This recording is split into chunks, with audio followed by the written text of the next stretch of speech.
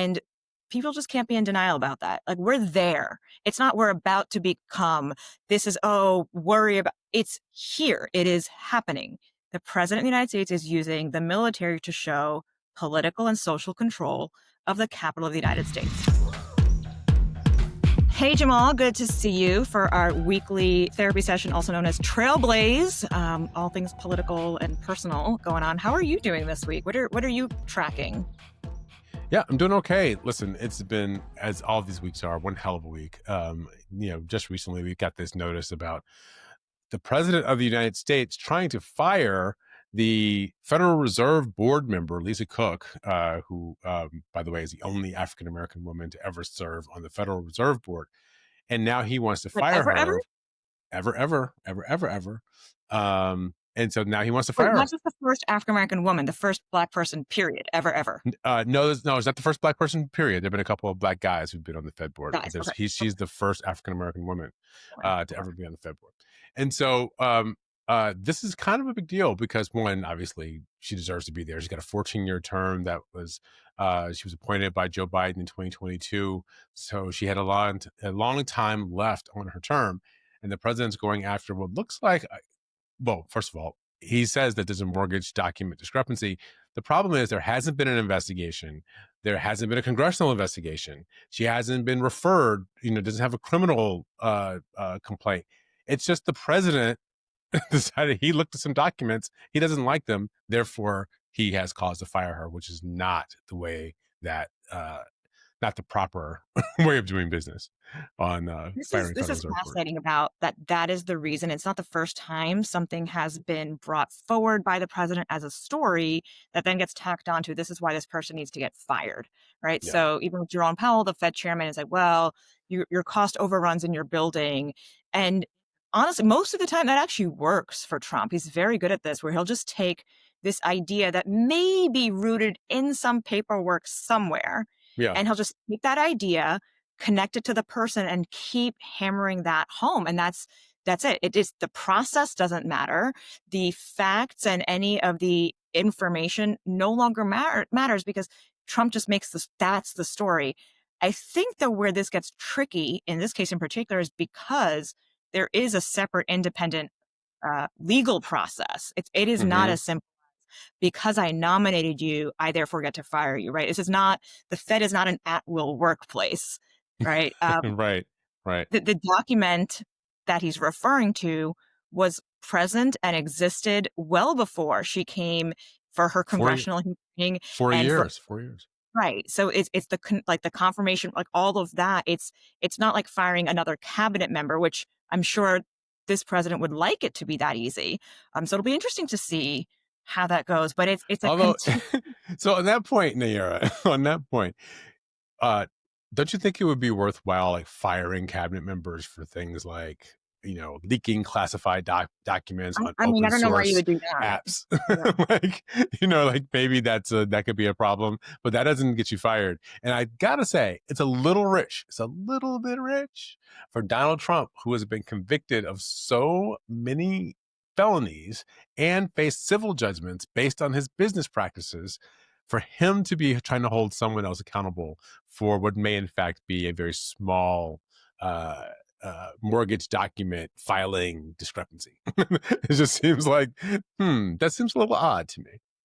It's very much in line with there's very on the nose that it's a real estate document, because we all know his real estate documents and dealings were very shady, but also just very on the nose that it's him ushering in an era of dot your I's, cross your T's, all your papers need to be in order, otherwise you're out. Yeah, right? and here's the other thing about this, right? That means they're going through everybody's documents. Right. Well, this is also, he never disclosed his financial papers. Remember in Trump 1, that whole thing, oh my God, what are his tax returns? What are tax returns? And something standard that other presidential candidates did. He never did that. But he is now the one holding everybody else accountable for, if you're driving in DC and you didn't have your tags had expired, normally that'd be a ticket offense. Well, now you can get arrested or detained by the National Guard, right? Like that's where we're at. And he's just been very effective in pushing that onto other people. Yeah, I saw a story that had someone was walking around or had an open alcohol container, and now they've got a federal case right? Because they were picked up by a federal agent for having an open alcohol container. I mean, this is pretty tough stuff that we're in the middle of. But here's the thing about the Fed. I don't want to lose the thread on the Fed for a minute, because if he is successful at getting Lisa Cook off the Federal Reserve Board, and she said she's not going to go quietly into the night, she's going to fight it. She's got Abby Lowell, who's one of the biggest lawyers in the country. She's got Abby Lowell defending her. He also defended Jared and Ivanka. He's defended everybody, Bill Clinton, everybody. So she's got Abby Lowell defending her on this. So she says she's not going to go quietly. But if for some reason he's successful, the Supreme Court decides he can do this, it means he will be able to appoint the majority of Federal Reserve governors, which means he will then be able to have Jerome Powell by the neck to try to lower interest rates. And the Federal Reserve will no longer be considered an independent financial institution. And we know from history that countries that don't have independent banks, central banks, don't have great long-term financial prospects. And so much of the global economy is still rooted through the United States and through our financial system, that when people lose confidence in the American financial system, it can have ripples and repercussions we just can't predict. So the irony of all of this is that this is probably one of the most anti-capitalist things or presidencies we're seeing. And there's two things, Oh, for right? sure. For all the capitalists out there and folks who always argue about the free market and you need to protect that and never have government involved in things like healthcare or providing services. Well, guess what? This president has said that Intel needs to give 10% of its independent corporate earnings to the government. That's 10% has to go straight to the government. So now that is official federal government control and investment and involvement in a independent company. Now you have the monetary system. Also now he's trying to get explicit political control over the monetary system. I get it. He wants to lower interest rates because then, oh, that'll be better. People can buy houses. But guess what? Then inflation. This is why they're doing this. Like That's right. inflation will increase. With tariffs, inflation is going to increase anyway. Things will cost more. The job of the Fed Reserve is to be independent, have an economic system that kind of balances all these forces out, independent of one president's wishes or another. And This it's got, is, don't forget, it's got two drivers. One is stable employment, try to get employment as high as possible. The other one is try to keep prices and inflation as low as possible. So they're it's very not just much, like, oh, let's just figure out what we want to do today. They actually it's like have constitutionally mandated role. for all of their fancy economics and things that seem very remote, those drivers are very much about maintaining the basic health of how the economy impacts regular schmegular humans. And we are now, for all those folks who design these types of systems, like, congratulations, you now have a president who is probably engaging in more socialist economic policy than anyone else. Like, Obamacare was nothing compared to this. Obama did not go and say, hey, United Healthcare, I'm going to take 10% for the federal government. Well, right. Like, And that's just, so, that, and don't forget no, about NVIDIA. mhm. And NVIDIA, he wants 15% of whatever they get from China. He's going to allow them to sell some chips to China, and they give him 50% to 15% to the American government. And the thing about the Intel deal is he also has the ability, and he did this with another company, he has the ability to have influence over the decision making of the company. Yep. That is a fundamentally different thing. It's not just the government getting extra benefits or getting like payments, royalty payments. It's the government having a say over the future of an American corporation. That is a very big deal. Even when I think the United States got bailed General Motors out, they still left the control of General Motors in the hands of the corporation. Yeah, all of the bailouts for car companies and that was called an investment. Is the government bought the shares and then held on to them and sold them. Like, they use the actual company structure to do that. Trump is setting up something very new and unprecedented by demanding essentially a corporate payout to the government, plus decision making for himself. Again, there's Oh, and people on. we're going to find out later that the Trump boys have gotten some Oh, little taste of don't this. don't They got a forget taste. don't forget the sovereign wealth fund that he keeps talking about. Also, Hmm. right, the idea that he wants, like the way monarchies do and other dictatorial type governments, where other people can invest in a fund that he creates, and then what? Where does that money go? So it's just a lot of economic control that he's asking for from people who, at one point, were all about anti-socialism. I'm like, just Right. at this Marxism. point, Yeah. acknowledge what he is doing and that you have gone so far to the other end of your capitalist dream where you will still talk against labor unions and livable wage, but somehow you're okay with federal government control, corporate control. Just make it make sense. That's all. That's right. That's right. And what we do not know is where this ends, because the president is not just looking at doing this one time here, one time there. Donald Trump is not a man of modest ambitions. Say whatever you want to say about the man. The man wants the whole hog. So he is going for every bit of this he can get. So we know there are going to be other companies where this occurs. I do not know at the end of the day, one, where this stops, and then two, how the global markets will react to this over time, because there starts to be a point where you just can't trust keeping your money in the United States because you don't know what may or may not happen to it. Nope. The other piece that I've been tracking is, of course, living in DC, it's fascinated by how the police system here and military systems, how they're coming together. The plans to expand this around the country with a special National Guard unit. I don't think Chicago and Illinois are going to go down as easy as DC because they actually, it's a city that has a governor and its own governance structure. Poor DC, home rule, not allowed to actually govern everything themselves. Because I can tell you, I think the mayor, if she'd just gotten the money from the federal government to begin with, would have filled in all the potholes. Like nobody, no mayor is sitting there saying, "Oh, I don't want the money. I don't want to fill in potholes." Like it's the number one complaint that people have about service. Well, Government and by services. the way, and by the small way, you have a right, if you are in control of yourself, you have a right to not do things that maybe other people think that you should do because you have other priorities. Like maybe you decide, oh, I'd rather have free pre-K for all the 3-year-olds and 4-year-olds Yep, olds instead yep. of fixing some highway that we can fix next year. I don't know. You make a decision. That's what governing is. Well, It's like when you having a have a household limited budget. budget. When you have a Yeah. limited budget, you decide Yeah. what your priorities are. And that's what she had to do because she had a budget that was limited by the federal government. But the same federal government will now turn around and spend all this money to expand the roads so that National Guard vehicles can go down. I'm like, why didn't you just let them figure this out and take care of it?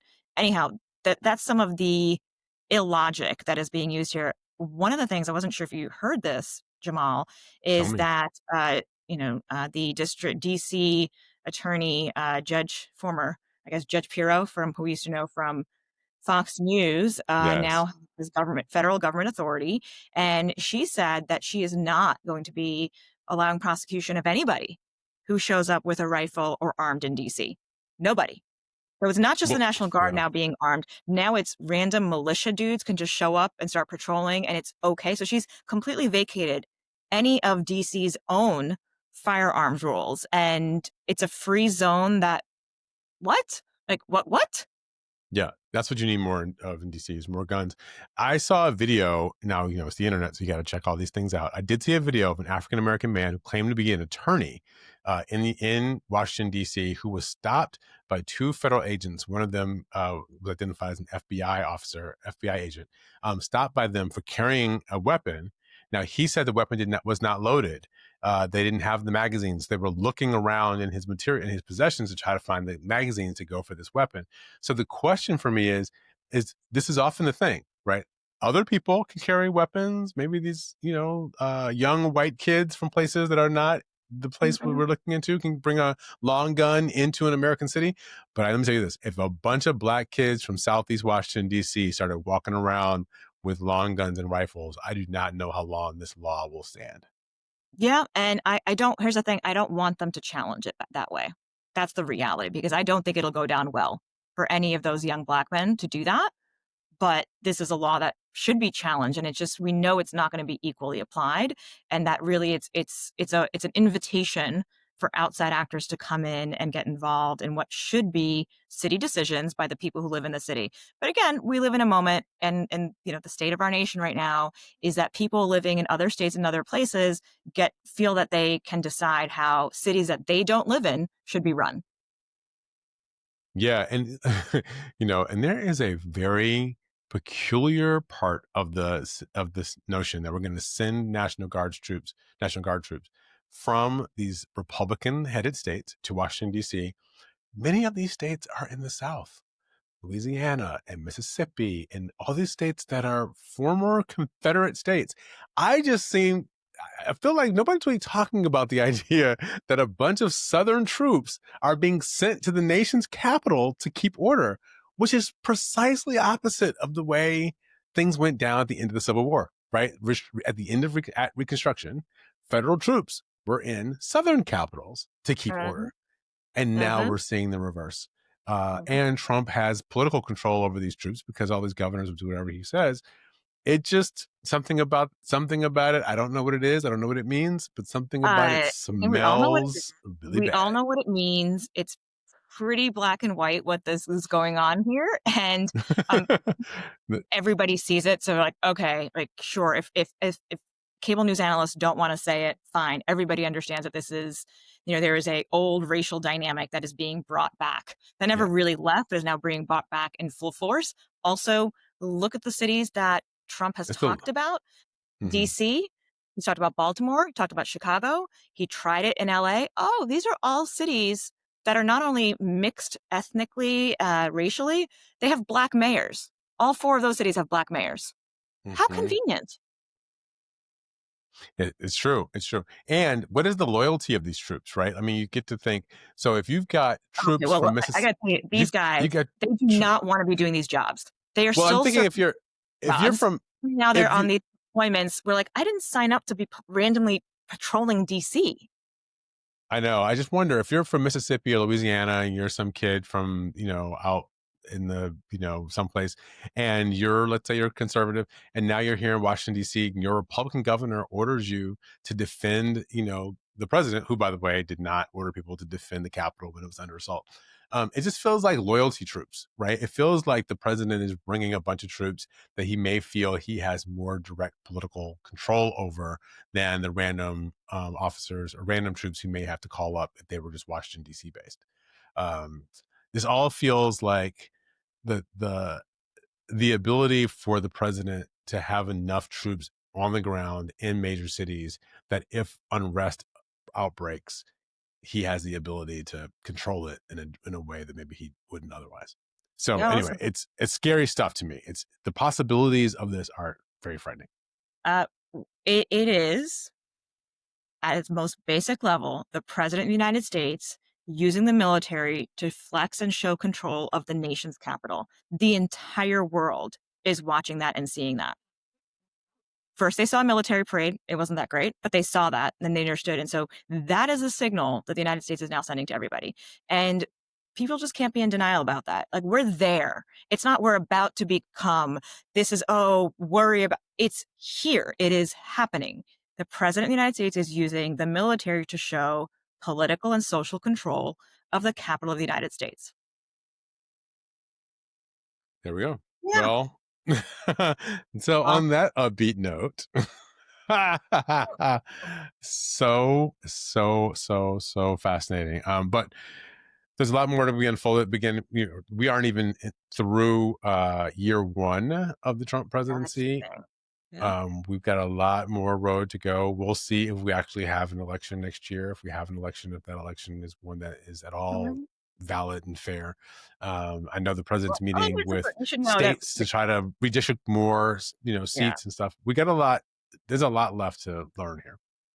Russia still runs elections. It's just not anything that normally people in the United States would recognize as free and open elections or Hmm. fair elections. But yeah, no, they routinely run elections that reelect Putin to his 20, almost 30 years of power. Like that happens there. But they're technical, right? There, it's a facade of democracy and participation. Yeah. Yeah, cheerful. Okay. Cheerful. Well, cheerful. All right. Yeah.